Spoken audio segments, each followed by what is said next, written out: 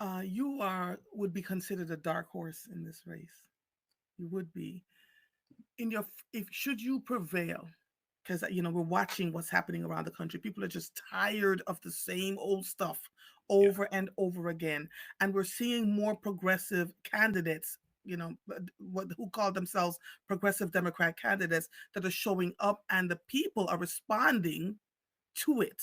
Right. Pennsylvania is an important state at the federal level in terms of elections. Yeah. uh, Pennsylvania has been a wheel cogged with all kinds of foolishness for God knows how long. I had State Rep Darisha Parker on, and she is fussing that nothing is moving, and she is considered a dark horse because people think that she's just trying too hard and just shut up and take your pictures and smile and move along.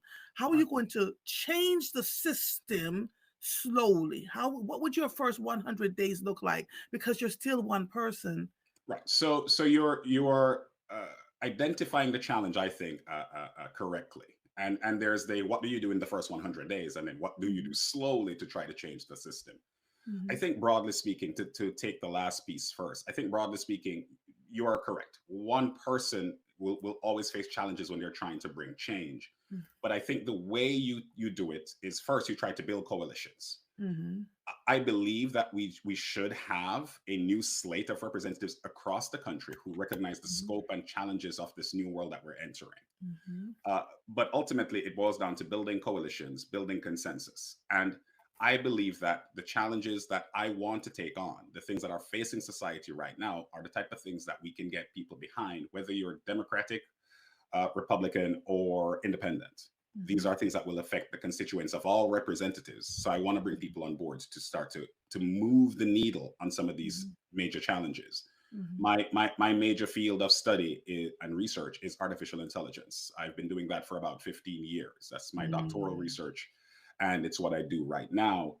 And I recognize how AI is going to impact the job market, as I mentioned, how it's going to impact health insurance and healthcare, how it's going to impact the environment when data centers and power plants start to be built in communities, Black and Brown communities, mhm, people lower on the socioeconomic ladder. mhm, These are challenges that need to be addressed. There needs to be legislation and oversight when the government starts to use AI to do certain services.